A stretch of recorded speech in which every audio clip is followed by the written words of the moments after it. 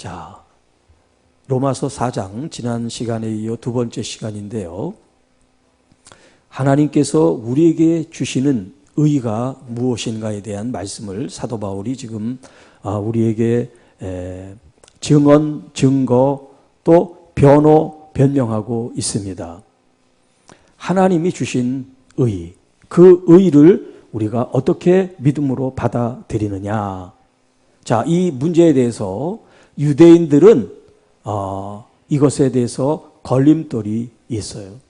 그게 뭐냐면 바로 할례입니다.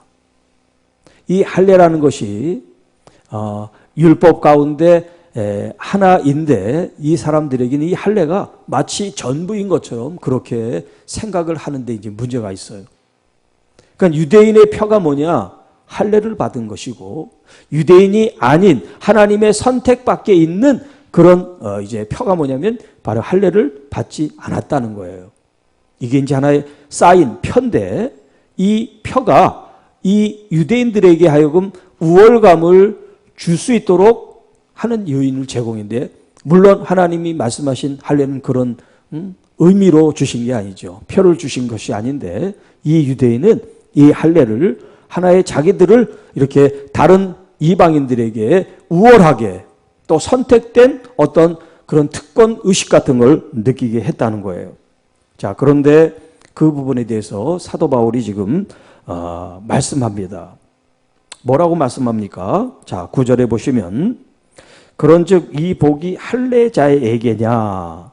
이 복은 뭐예요? 위에 말씀하신 그 죄의 용서함을 받아가지고 이제 더 이상 죄로 인정을 받지 않는 그 복을 얘기한단 말이에요. 그러니까 쉽게 말하면 죄에 대해서 용서를 받은 그 복. 우리가 죄를 용서받은 걸 복이라고 생각하지 않잖아요. 그런데 사도 바울은 그걸 우리의 복이라고 얘기하는 거예요. 왜 복일까요?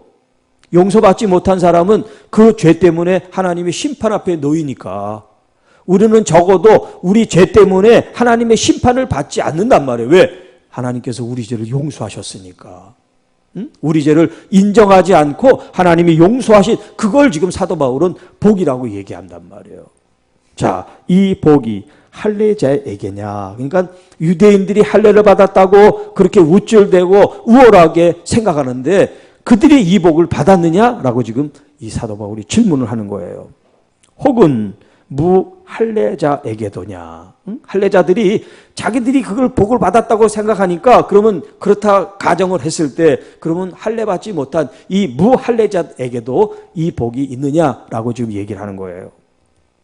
자, 무릇 우리가 말하기를 아브라함에게는 그 믿음이 우리 지난 시간에 그 하나님께서 의로 여긴 그 믿는 믿음에 대해서 말씀을 드렸는데 그것이 지금 계속해서 이어지고 있죠. 그 믿음이 의로 여겼다 하노라.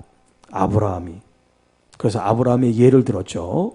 자, 이 아브라함에게 있어서 5장 16절인가요? 창세기. 그 말씀이 근거가 돼서 우리가 같이 살펴봤는데, 자, 그런즉 그것이 어떻게 여겨졌느냐? 할례시냐, 무할례시냐?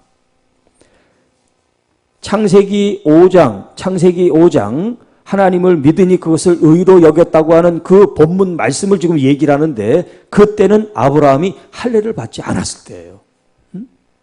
그러니까 여기 말하는 무할례 시에 있었던 얘기예요. 그리고 17장에 가서 이제 할례가 나와요.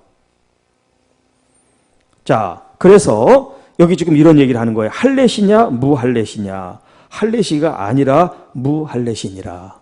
좀 말이 좀 그런데 할례 받지 않을 때 이미 아브라함 믿음으로 의롭게 여겼다. 그 지금 얘기를 하고 있는 거예요. 자, 11절. 아브라함이 그 할례의 표를 받은 것은 먼저 믿음으로 의롭다고 하나님이 인정해 주신 게 먼저고 그 먼저 된 그 이후에 할례를 받았는데 이 할례를 받은 이 표식은 무엇이냐면 무할례 시에 할례 받기 전에 믿는 모든 믿는 자들의 조상이 되었다.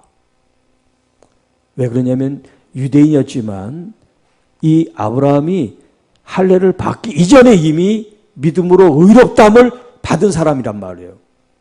그러니까 계속해서 유대인들은 할례를 가지고 주장을 하는데 너희들이 생각하는 믿음의 조상이 아니라 일반 혈육의 조상인 아브라함을 볼 때 그는 할례를 받기 전에 이미 믿음으로 의롭다함을 받았다. 지금 이 얘기를 하는 거예요. 자, 그러니까 유대인들뿐만 아니라 믿음을 할례를 받지 않은 이방인들에게까지도 이 아브라함이 어떤 존재가 됩니까? 믿음의 조상이 되는 거예요. 그래서 이제 12절에 또한 할례자의 조상이 되었나니 곧 할례 받은 자에게뿐 아니라 우리 조상 아브라함이 무할례 시에 가졌던 믿음의 자치를 따르는 자들에게도 그러하니라. 그러니까 우리들은 지금 현재 그리스도를 믿는 여러분들은 이 무할례, 할례 받지 않을 때 믿음으로 의롭다 여긴 이 아브라함을 지금 우리가 믿음으로 쫓아간단 말이에요. 지금 그런 표현을 쓰고 있는 거예요, 이 사도 바울이. 그러니까 이 아브라함이라고 하는 사람은 육적으로 할례 받은 이 유대인들의 조상일 뿐만 아니라 할례 받지 않은 이방인들의 믿음의 조상이 되는 이유가 우리가 바로 예수 그리스도 안에서 믿음을 쫓아가는 것이 지금 이 아브라함이 할례를 받기 이전에 믿음으로 의롭다고 하는 그것을 지금 우리가 따르는 거다라고 지금 표현을 하고 있어요. 자, 13절. 아브라함이나 그 후손에게 세상의 상속자가 되리라고 하신 언약은 율법으로 말미암은 것이 아니요 할례 전이니까요 오직 믿음의 의로 말미암은 것이니라. 자, 창세기 12장부터 하나님께서 아브라함을 부르시고 그에 대한 복에 대한 선언을 하시죠. 한번 볼까요? 12장 1절부터 3절. 창세기 12장 1절부터 3절. 창세기 하는데 뒤부터 찾는 분은 없죠. 앞으로 가야지. 창세기 12장 1절부터 3절. 네, 우리 남성도님들 1절 한번 읽겠습니다. 시작. 여호와께서 아브라함에게 이르시되 너는 너의 고향과 친척과 아버지의 집을 떠나 내가 네게 보여줄 땅으로 가라. 여성도님들 시작.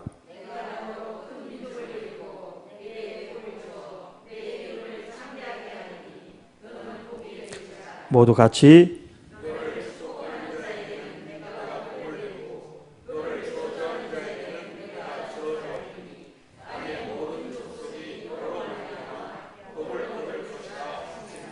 네.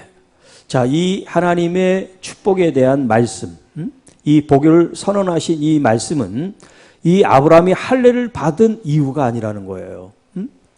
유대인들이 지금 할례 그러는데 너희들이 믿는 이 유대인의 조상 아브라함은 그때 하나님의 복을 받은 그 때가 할례를 받은 이유가 아니라는 거예요. 그 이전이지.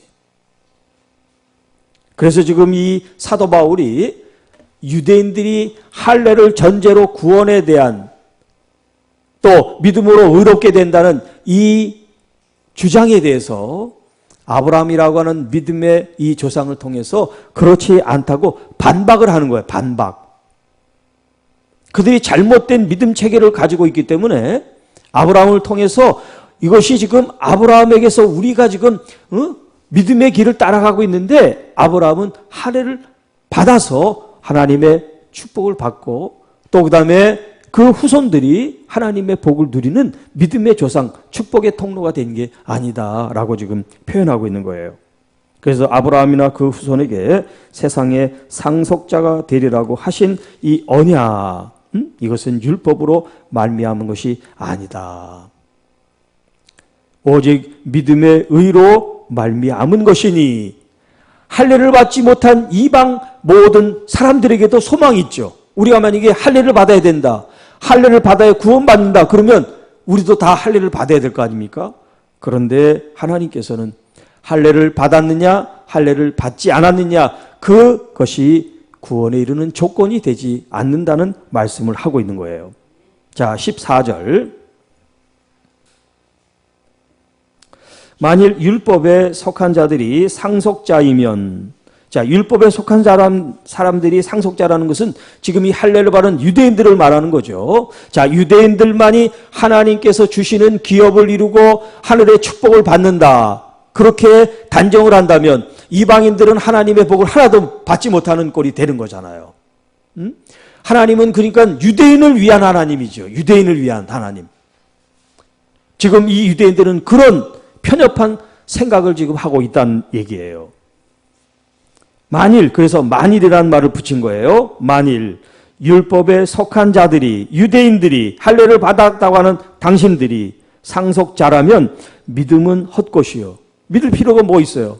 이미 하나님께서 상속을 해주시고 축복을 해주시고 다 그들에게 기름 부었다면 믿을 필요가 없잖아. 이미 우리는 할례 받은 것으로 끝나는데, 이게 축복받는 조건이고 구원받는 조건인데 믿음이 무슨 필요가 있어? 무슨 행위가 필요한 거야? 필요 없어요. 이미 할례 받는 것으로 끝나버리는 거야. 이렇게 지금 그들은 생각하고 있다는 거죠. 믿음은 헛것이요 약속은 파기되었느니라. 율법은 진노를 이루게 하나니 율법이 없는 곳에는 범법도 없느니라. 이 말은 뭐냐면 율법이라고 하는 것을 통해서 죄를 깨닫게 하기 때문에, 마치 어둠과 빛이 어둠이 있을 때 빛을 통해서 빛이 있다는 것을 알게 되잖아요. 빛이라는 게 없어. 모두가 다 어두워. 그러면 뭐가 빛인지 모르죠. 마치 율법이 그렇다는 거예요. 율법은 죄를 비추게 한단 말이에요. 그래서 그것이 죄라는 것을 깨닫게 한다는 거예요. 그러니까 율법이 없으면 범법도 없다. 뭐가 죄인지 구별이 없기 때문에 그런 죄에 대한 규정이나 죄를 졌다고 죄인으로서 죄에 대해서 형벌을 지우거나 할 수가 없다. 율법은 진노를 이루게 한다. 왜 진노를 이루게 할까요? 죄와 부딪히니까. 우리의 인간의 속성은 뭡니까? 늘 죄 속에 살기를 원한단 말이에요. 늘 하나님과 멀리서 또 하나님과 대립하면서 우리의 욕망과 욕심을 채우려고 사는 것이 우리 인간의 본성이란 말이에요. 예수를 믿어서 이 본성이 완전히 없어지면 좋지만 그렇지 않단 말이에요. 우리는 끝없이 이 본성과 영적으로 전투를 하는 것과 같으니까요. 그래서 율법은 진노를 이루게 한다. 이 진노는 하나님의 진노시죠. 죄에 대한 하나님의 진노. 그래서 여러분 구약에서부터 쭉 보시면 이 구약의 특별한 어떤 그 큰 주제의 그 사이클이 있어요. 그것은 뭐냐면 하나님께서 구원의 은총을 내리세요. 그러면 그 은혜를 누린 이 사람들이 교만하고 나태하고 하나님을 업신여겨서 죄를 짓습니다. 그럼 하나님께서 그 죄에 대해서 어떻게 하십니까? 방임하지 않고 하나님께서 그 죄에 대한 징계를 여러 가지 방편으로 하세요. 예를 들면 강대국을 통해서 그 나라에 곤경과 환난과 기근과 전쟁이 일어나게 합니다. 그러면 그 백성들이 또 그 어려움 때문에 또 하나님을 찾아요. 하나님께 용서를 구합니다. 그러면 하나님 또 용서해 주세요. 그리고 또 하나님께서 그 구원의 은총을 베푸셔서 태평성대를 누려요. 그러면 또 하나님의 은혜를 다 잊어버려요. 언제 전쟁이 있었는지, 언제 그런 공경이 있었는지 다 잊어버립니다. 그리고 또 시간이 지나면 하나님이 또 심판을 하시고, 이런 사이클이 계속 진행이 됐어요. 그런데 예수 그리스도의 십자가를 통하여 이 사이클을 끊으셨어요. 더 이상 하나님 앞에 죄인으로가 아니라 믿기만 하면 의로운 사람으로 살 수 있는 길을 열어주셨어요. 그러니까 여러분들은 죄를 짓지 않아서 의인이 아닌 거예요. 여전히 죄인이면서도 우리가 믿음을 통해서 의롭게 되었다는 거. 이게 바로 은혜고 이게 바로 하나님이 주신 복이라는 거예요. 이 하늘의 영원한 복을 누리는 사람으로서 우리가 죄에 대한 어떤 죄책감이 아니라 죄의식을 가지고 이건 하나님 앞에 바르지 못한 것, 하나님의 말씀과 합하지 못한 것들을 우리가 볼 때 우리가 그것을 가슴으로, 마음으로, 삶으로 하나님 말씀으로 더 가까이 갈 수 있는 그런 투쟁, 그런 싸움, 그런 노력이 필요한 거죠. 그럴 때 성령님이 우리를 도와주실 줄 믿습니다. 아브라함은 완벽한 사람이었나요? 믿음으로 그가 의롭게 됐다고 그 인생이, 그 삶이, 그 믿음의 역사가 존경스러웠었나요? 그렇지 않았어요. 목회자라고 장로님들이라고 다 그 삶이 존경스러운 건 아니에요. 존경스럽지 않다고 해서 우리가 그 믿음의 사람들을 업신여겨도 된다는 얘기가 아니에요. 우리가 모두 다 부족한 걸 알기 때문에 누가 더 완벽하게 살아가느냐가 아니에요. 누가 더 겸손하게 하나님 말씀으로 더 겸손히 낮춰주면서 하나님의 말씀으로 죄인인 걸 깨닫고 부족한 걸 알고 더 주님 말씀으로 살아갈까 하는 그 사람이 큰 자라는 거죠. 나는 이렇게 완벽해. 그 바리새인과 서기관들이 그랬잖아요. 우리는 날마다 11절을 하고 이렇게 기도를 하고 이런 선행을 베풉니다. 그런데 저기 세리와 창녀가 그 죄인들은 성전 저 구석에서 얼굴도 들지 못하고 하는 저들을 보십시오. 우리는 저들처럼 죄를 짓지 않았습니다. 그런 기도를 했다고요. 하나님 보실 때, 야, 너희들 정말 바르구나, 착하구나, 율법을 그렇게 잘 지켰구나. 그래, 니네들이 의인이다. 그랬으면 좋을 텐데 그러질 않으셨단 말이에요. 오히려 가슴을 치고 눈물을 흘리는 창기와 세리들, 저들을 오히려 더 의롭다고 여기셨단 말이죠. 이게 바로 은혜고 이게 바로 복이에요. 난 이렇게 열심히 살고 신앙생활을 잘 똑바로 했는데 왜 나한테 이런 복을 안 주십니까? 네, 그게 아니라 내가 이런 연약하고 부족하고 죄인으로서 더 하나님을 목말라 하고 십자가 앞에 정말 주님 앞에 더 가까이 가기를 원합니다 라는 그 마음 중심을 하나님은 더 크고 의롭게 여겨주신다. 그러니까 율법이라는 것은 믿는 여러분들에게 강요가 아니에요. 이렇게 하십시오. 왜 그렇게 삽니까? 강요가 아니라 하나님의 말씀에 마치 어둠 속을 사는 우리에게 등불처럼 빛처럼 밝혀주는 막속의 하나님의 말씀인 거죠. 내가 잘못 어둠 속을 다니다가 넘어질까? 우리가 다칠까? 우리가 구덩이에 빠질까? 염려되신 주님이 우리 등에 빛처럼 말씀을 주셔서 우리를 인도하는 거지. 그거 안 지키면 지옥 간다. 그거 안 하면 어떻게 된다. 이런 강제적이고 강압적인 말씀으로 주신 율법이 아니다. 자, 그래서 여러분, 하나님의 진노가 여러분에게는 없어요. 단언코 없습니다. 여러분은 하나님의 은혜의 사람들이기 때문에 하나님이 주신 복을 누리십시오. 그리고 복을 나누십시오. 그리고 그 복을 흘려보내시기를 바랍니다. 네. 참 선한 일을 하는 사람들이 참 많아요. 교회 안에서 교회 밖에서 이름도 없이 빛도 없이 자기의 그 사제 이런 것들을 털어가면서 그 봉사하고 수고하는 사람들이 참 많습니다. 우리 김보고 장로님이 이제 요즘 일하는 게 그 적십자에서 같이 이제 일한다 그랬잖아요. 그런데 우리 장로님 말을 듣고 제가 새롭게 안 게 뭐냐면 저는 헌혈을 지금 딱 한 번 한 것 같아요. 지금까지 살아오면서.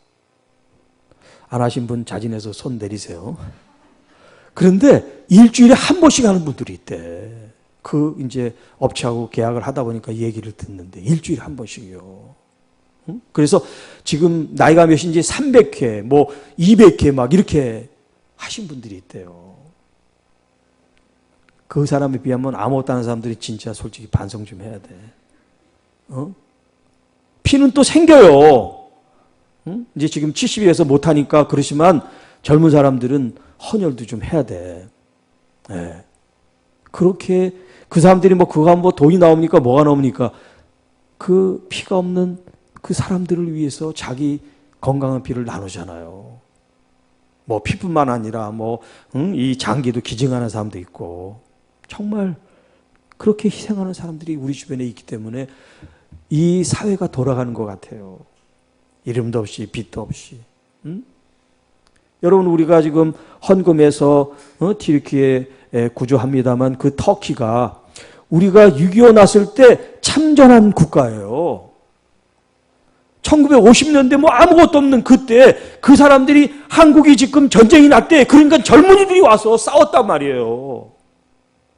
우리가 고마운 줄 알고 도와줘야 돼.